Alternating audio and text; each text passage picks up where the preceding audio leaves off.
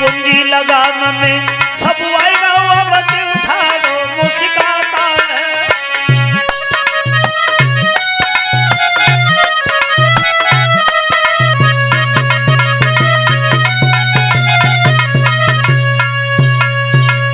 जवाब दिया हरिश्चंद्र अब तुम्हारा तो कुछ नहीं रहा। ये राजपाट सेना शासन कुंजी लगाम पे निर्भर है और यदि देना है तो वो दे दे जो राज्य तेरे से बाहर है। 60 बार सोना कहां से लाओगे हरिश्चंद्र?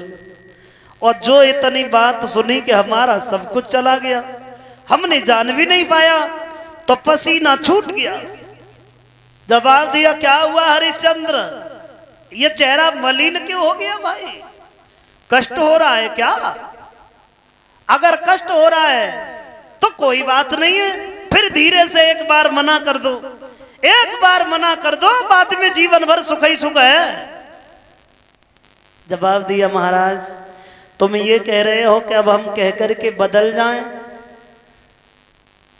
तो ऐसा हरिश्चंद्र की कुंडली में नहीं लिखा है। मैं बिक जाऊंगा? बोले अब समझ ही गए, बिक जाओगे, बिक जाओ, कौन खरीदेगा तुम्हें? 60 भार सोने में बहुत महंगे पड़ोगे। बोले मेरी पत्नी और है, एक पुत्र और है, पत्नी और है, पुत्र और है, लेकिन भला ऐसी कौन सी स्त्री होगी जो कहने से बिक जाएगी? महाराज मेरी स्त्री पतिव्रता है और मेरे कहे में कभी वो ना नहीं करेगी। बोले जाओ पूछ के आओ, बिकने के लिए तैयार है तो बढ़िया बात है, और न बिके तो और ज्यादा बढ़िया। जाओ। अब हरिश्चंद्र चले ही जवाब दिया हे ब्राह्मण देव आप यहीं ठहरो, हम गए और बहुत जल्दी वापस आ रहे हैं।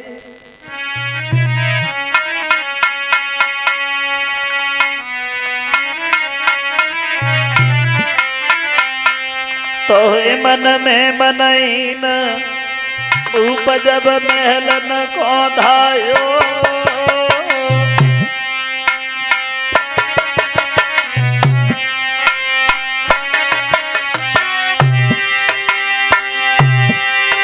अरे हुई मन में मनईन उपजब महलन को धायो, और हाथ जोड़ के सन्यासी से फिर से बतलाए, अरे अभी महलन में जाता हूँ, प्राणन प्यारी तारा को संग लेके जाता हूँ। हे ब्राह्मण देव आप यहीं ठहरो, हम गए और बहुत जल्दी वापस आ रहे हैं। चेहरा मलिन हो गया। हरिश्चंद्र चले।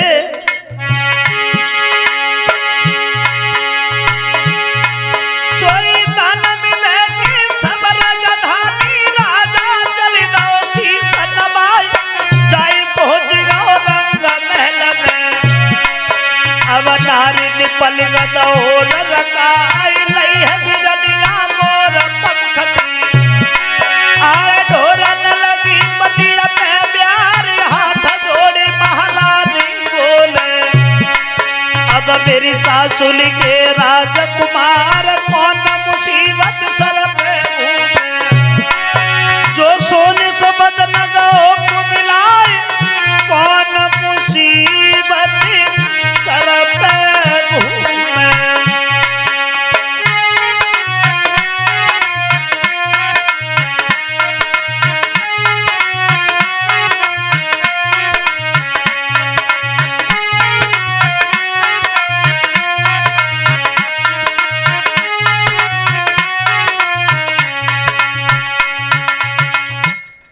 जवाब दिया महाराज क्या हो गया?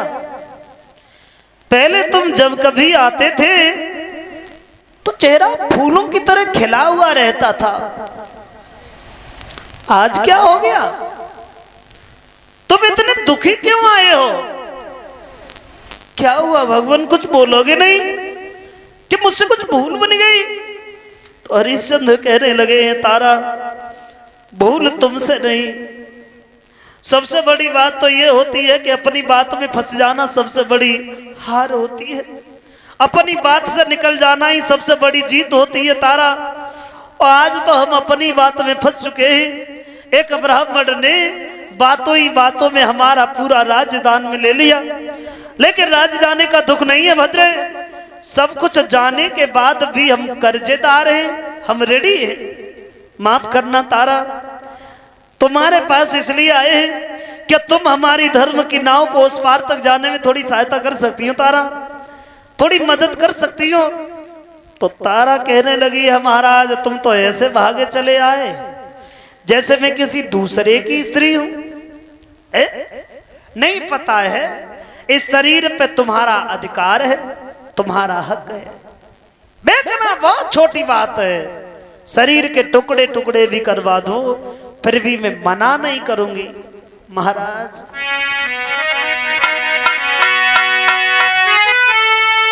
कहने को शरीर हमारा है पर सब अधिकार तुम्हारा है। पति के वचनों को मैं माने यही तो धर्म हमारा है।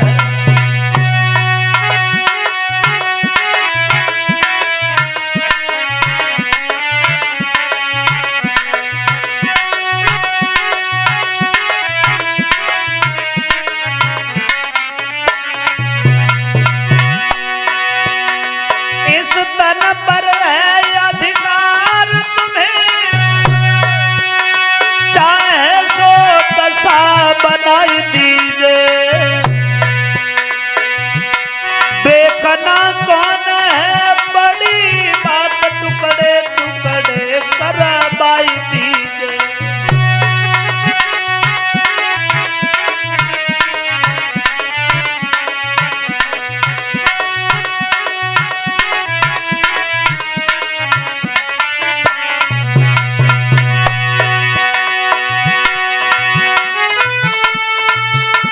चलियो राजन जल्दी चलियो,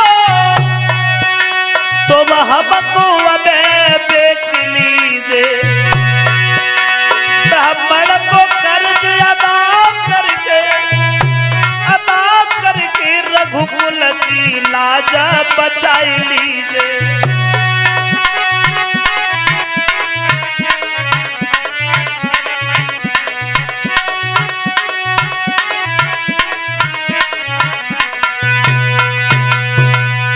ऐसे वचन सुने, धीरे धीरे अंत में नतीजा ये हुआ है। तारा की बात सुनकर के हरिश्चंद्र बहुत रोए। तारा तुमने तो हमारी उम्मीद का मार रख लिया, बस यही आस लेके तो हम तुम्हारे पास में आए थे। हमें यकीन था कि तुम मेरे कहे में कभी ना नहीं करोगी। तो जवाब दिया है महाराज मैंने कुछ नया या अलग नहीं किया है। प्रत्येक पतिव्रता स्त्री का धर्म होता है कि वो अपने पति के सुख में और दुख में भी साथ दे, क्योंकि पत्नी जो होती है, स्त्री जो होती है, जन्म से अपवित्र होती है। पति की सेवा करना, उनकी बात मानना ही भवसागर से पार होना बताया है। शुभ कर्म करने चाहिए शुभ गति के लिए, पत्नी होती है पैदा पति के लिए। श्रीमन मैं बिक जाऊंगी। अब आधुनिक स्त्री से अगर उसका पति पूछता कि तुम मेरे साथ हमें बिकोगी, तो शायद है कि एक ही जवाब देती, चल लाठी दियो महात्मा में और भगा देना द्वार से, मैं नहीं बिकूंगी। हाँ, और ज्यादा शौक है तो खुद बिक जाओ। खैर ये बात गलत है। ऐसा नहीं है कि आधुनिक स्त्री अपने पति को मानती नहीं है, बहुत मानती है, बहुत, लेकिन ज्यादा दिन तक नहीं मानती।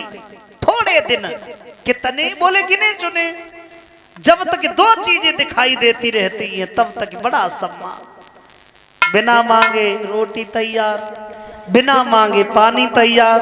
वो दो चीजें कौन सी? बोले अरे नारी प्रेम जब माने,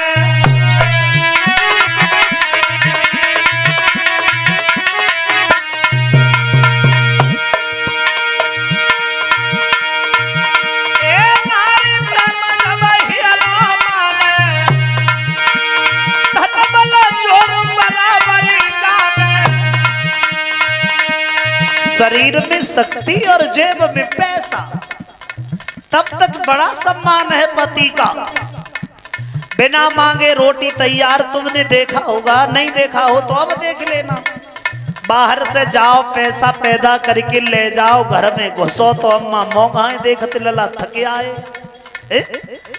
और बहू जेब देखती है, जब तक उचकी उचकी रहा तब तक बड़ी खुशामद है।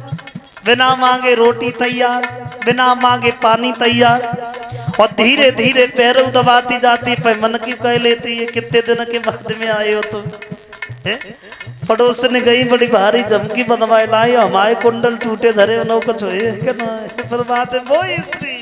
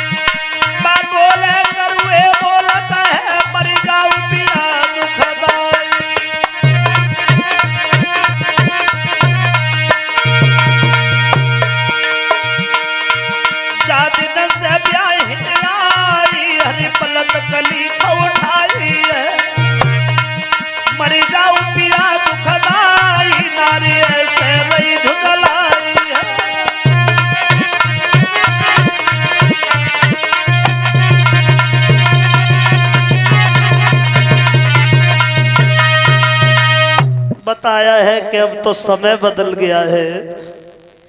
तारा बिकने के लिए जब तैयार हुई है, तारा की दासी ने देखा है तो सवाल किया, बहन कहीं तुम बिकने जा रही हो? बोले हाँ। तो फिर मैं क्या करूंगी इस घर में, मैं भी अब तुम्हारे साथ ही चलूंगी। और ऐसे वचन सुने तो तारा दासी को देख कर के रोने लगी।